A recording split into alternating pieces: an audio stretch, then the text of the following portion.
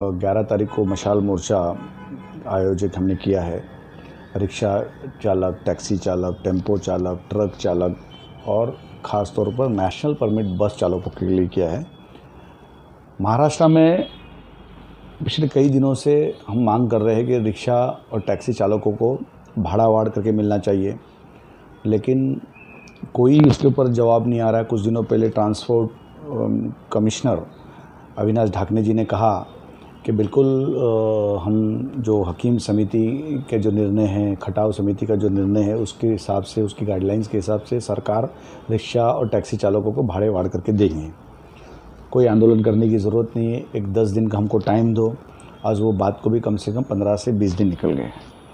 हमने उनको कहा था कि आप अगर 10-15 दिन आगे करने के लिए अगर ये कर रहे हैं तो बिल्कुल नहीं सोचना। ये हाजी अराफात शेख ने अगर जब कहा लोगों के न्याय हक के लिए, रिक्शा टैक्सी वाहतुकदारों के न्याय के लिए संघर्ष करना पड़े, तो पिछले कई साल से वाहतुकदारों के लिए संघर्ष कर ही रहा हूँ और आगे करता रहूँगा। जब तक इनको न्याय नहीं मिलता, हम बिल्कुल हमारी वाहतुकदारों की मांग सरकार तक पहुँचाने का काम करेंगे। इसीलिए हमने 11 तारीख को सुबह 11 बजे कुर्ला कार्यालय से हुतात्मा चौक तक के मशाल मोर्चा हमने का आयोजन किया है। इसमें रिक्शा वाला, टैक्सी वाला, टेम्पो वाला, बस वाला, जो वाहतुकदार है, सारे लोग उसमें शामिल हो गए। और मशाल मोर्चा निकालने का हमको कोई शौक़ नहीं है कि रास्ते पे संघर्ष करे, लोगों को तकलीफ़ हो, सरकार को तकलीफ़ हो। सरकार ने हमारी बात आपके चैनल के माध्यम से सुनना चाहिए। और एक गरीब रिक्शा चालक आज जो परेशान है कि ऐसे कई जगह पे रिक्शा टैक्सी चालकों ने तो अपने बीवी के मंगलसूत्र तक के गिरवी रख दिए। ये परिस्थिति, ये हाल आज उनके आई है, उनके ऊपर पूरा ध्यान देना चाहिए। दुख होता है कि ट्रांसपोर्ट मंत्री जो आज भी शिवसेना के रिक्शा यूनियन के अध्यक्ष है, उन्होंने बाकी रिक्शा चालकों को तो छोड़ो, अपने खुद के भी रिक्शा चालकों को उन्होंने देखने का काम नहीं किया, कभी उनके हाल पूछने का काम नहीं किया। आज उनकी दुआओं से अनिल परब ट्रांसपोर्ट मंत्री बन गए। दुख होता है, थोड़ी सी शर्म आनी चाहिए उनको कि आज जो परिस्थिति में रिक्शा चालक, टैक्सी चालक मुंबई में जी रहा है, जबकि मुंबई की पहचान रिक्शा वाला है, मुंबई की पहचान टैक्सी वाला है। कोई पर्यटक एयरपोर्ट पे जब उतरता है तो सबसे पहला उनको मिलता है।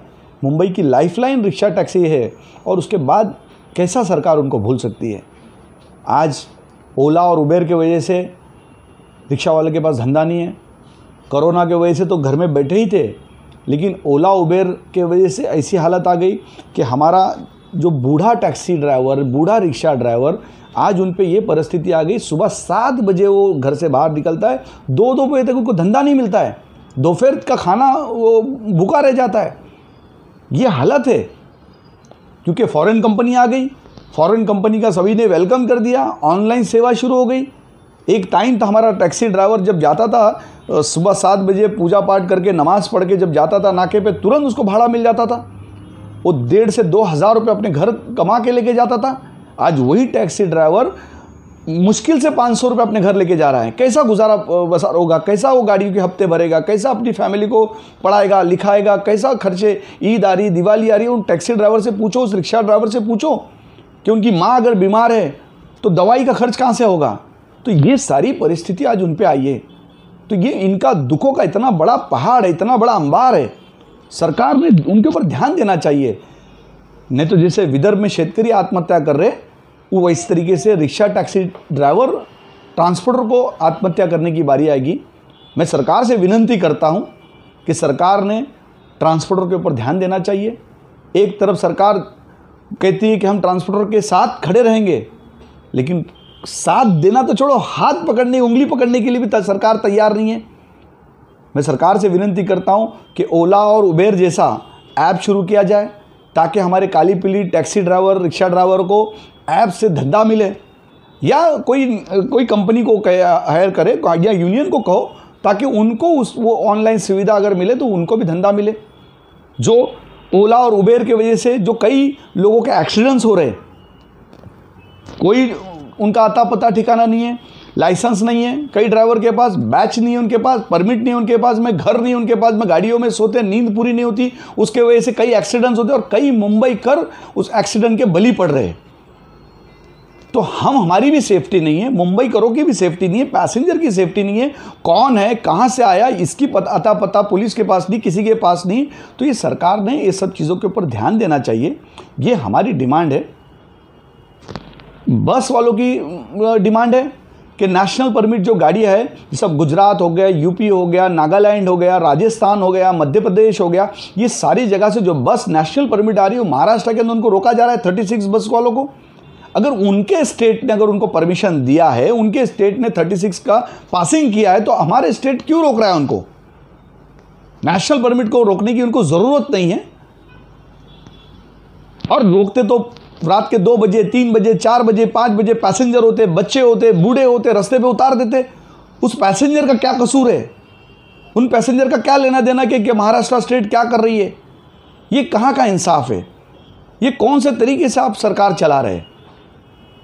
मैं सरकार से पूछना चाहूँगा, मैं उद्धव जी से पूछना चाहूँगा कि इस तरीके की ये जो सारी चीज़ें हो रही है उसके ऊपर आप लगाम लगाइए, खुद ध्यान दीजिए। कहीं ना कहीं ये ट्रांसपोर्टर के साथ अन्याय हो रहा है, इंसाफ नहीं हो रहा है। आज शहर को, स्टेट को, देश को ट्रांसपोर्टर चला रहा है और उस ट्रांसपोर्टर को दुर्लक्ष करने का काम किया जा रहा है। मैं सरकार से इस बहुत सारी जो डिमांड है, मुंबई एयरपोर्ट के ऊपर एक तरफ जीवीके टैक्सी को 20 रुपये की पावती फाड़ते, फिर 50 रुपये की पावती फाड़ते। वो पावती 70 रुपये का जो पैसा है वो जीवीके खा रहा है और मुंबई करो से वसूल कर रहा है। हमने ट्रांसपोर्ट कमिश्नर से पूछा कि ये किस लिए लिया जा रहा है, तो ट्रांसपोर्ट कमिश्नर कहते हैं कि किसी भी प्राइवेट कंपनी को ये पैसे लेने का अधिकार नहीं है, फिर भी वो ले रहे हैं। संस्था को लेने का, वो चलाने का परमिशन है, तो जीवीके कौन सी संस्था है क्या? ये कौन सा तरीका है? जीवीके से पूछा गया, कल हम उनके एक पदाधिकारी लांबा यहाँ पे आए थे, उन्होंने कहा कि हम लोग लाइट, बिजली और टॉयलेट के पैसे ले रहे हैं। अगर एयरपोर्ट के ऊपर कोई भी पर्यटक उतरता है तो ये फैसिलिटी देने का अधिकार वो जीवीके जो है संस्था का है, वो उस कंपनी का है, उस एयरपोर्ट की जिम्मेदारी है उस पैसेंजर को अपने घर तक जाने के लिए रिक्शा, टैक्सी की सुविधा देनी चाहिए।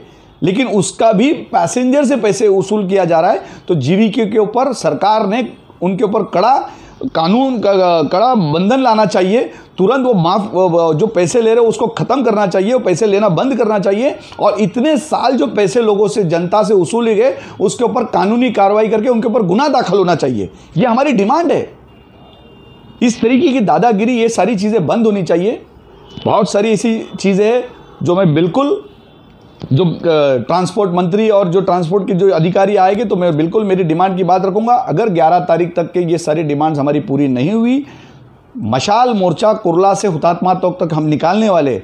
फिर भी अगर उन्होंने बात नहीं मानी, नहीं हमारे वाहतुकदारों को न्याय देने का काम किया, ये मशाल मोर्चा पूरा उग्र तरीके से पूरे महाराष्ट्र भर में महाराष्ट्र बंद पुकारेगा। और rickshaw, taxi, tempo, truck, trailer, जहाँ जहाँ ये वाहतुकदार है, सभी लोग महाराष्ट्र बंद के अंदर शामिल हो गए और ये आंदोलन उग्र तरीके से होगा। मैं फिर एक बार कहूँगा कि हमको सरकार को दबाने में कोई इंटरेस्ट नहीं है, सरकार के साथ लड़ने झगड़ने में इंटरेस्ट नहीं है, रास्ते पे संघर्ष करने में हमको इंटरेस्ट नहीं है। हमको हमारे लोगों की मांग पूरी करो और इन लोगों को न्याय दो, यही हमारी डिमांड है। और ये अगर आप कहते हैं कि माझा कुटुंब माझा परिवार, तो ये रिक्शा वाला आपका कुटुंब नहीं है क्या? टॅक्सी वाला आपका कुटुंब नाही आहे? साहेब आम्हाला न्याय द्या, वाहतूकदारांना न्याय द्या, हेच नम्रपणे तुम्हाला विनंती करतो कि आमचे वाहतूकदारांना न्याय द्या। देखिए, मशाल मोर्चा का हमने आयोजन इसलिए किया कि हुतात्मा को मैं जब आके देख रहा, जो ट्रांसपोर्ट कमिश्नर की ऑफिस बिल्कुल हुतात्मा चौक पे है, और जब मैं वहाँ से जब निकला तो मुझे लगा कि 50 साल पहले हमारे हुतात्मा ने जो मशाल मोर्चा निकाले थे, आज भी बड़ी शर्म की बात है कि 50 साल के बाद भी आज हमको वही मशाल मोर्चा निकालना पड़ रहा है। और हम जाके हुतात्मा को कहेंगे कि ये सरकार मान नहीं रही है, ये बहरी सरकार है, अंधी सरकार है, गूंगी सरकार है, ये कुछ सुनने को तैयार नहीं है। आप सुनो, और वहाँ हम घंटानाद करेंगे और उनको बताएंगे, ताकि कहीं ना कहीं जो सोए हुई सरकार है, ये 3 चाकी जो सरकार है, ये 3 चाकी सरकार को 3 चाक वाले जाके समझाएंगे और उनको जगाने का काम मशाल मोर्चा के माध्यम से हम करेंगे।